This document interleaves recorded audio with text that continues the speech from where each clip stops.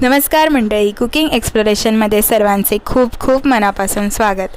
तर कसे आहात सगळे? एकदम झकास ना। तर आज आपण बनवणार आहोत झणझणीत चमचमीत अशी मिसळ पाव। त्यासाठी आपण इथे घेतलेली आहे मटकी। तर मटकी आपण मोड आणून घेतलेली आहे आणि आपण शिजवायला ठेवलेली आहे पहिले। त्यानंतर मिसळचा आपण मसाला बनवून घेऊया। तर त्यासाठी आपण इथे 3 कांदे, 4 ते 5 लसणाच्या पाकळ्या, छोटा तुकडा आल्याचा, 2 मिरच्या, हे सगळं व्यवस्थित तळून घ्यायचं आहे। सुकं खोबरं बारीक कापून घेतलेलं आहे मी, तुम्ही किसून देखील घेऊ शकता। तर सगळं व्यवस्थित तळून घ्यायचं आहे। त्यानंतर आता आपण इथे बटाट्याचा मसाला बनवणार आहोत।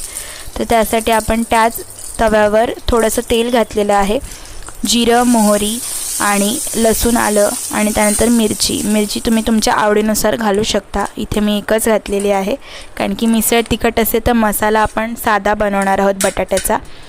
तर आता इथे उकडलेली 2 बटाटे घालून हिंग, हळद, धणे हे सगळं घालून आपण व्यवस्थित भाजी बनवून घ्यायची आहे। चवीनुसार मीठ घालायचं आहे। त्यानंतर आता आपण इथे मिसळची फोडणी देऊया।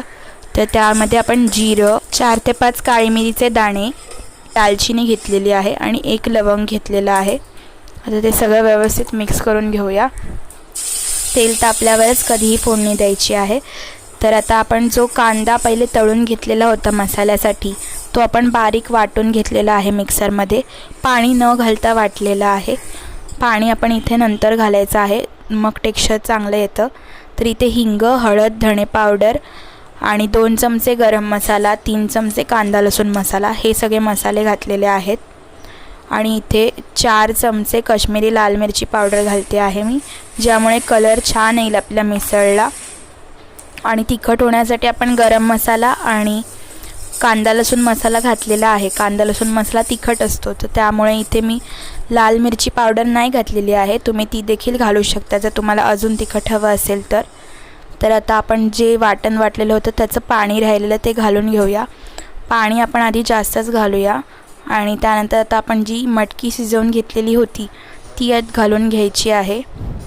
तर आता उकळी येईपर्यंत आणि तेल सुटेपर्यंत आपण शिजवायचं आहे। तर तुम्ही बघू शकता की अशा प्रकारे आपली मटकीची जी मिसळ आहे ती तयार होते। तर आता सर्व करूया। तर इथे मी फरसाण आणि आपली जी मिसळ आहे ती एकसाथ घातलेली आहे आणि वरनं कांदा, लिंबू पिळून घेतलेला आहे। आणि त्यानंतर आपण जो बटाट्याचा मसाला करून घेतलेला होता तो देखील घालायचा आहे आणि पावासोबत सर्व करायची आहे। झणझणीत, चमचमीत आणि तर्रीदार अशी आपली मटकी मिसळ तयार आहे।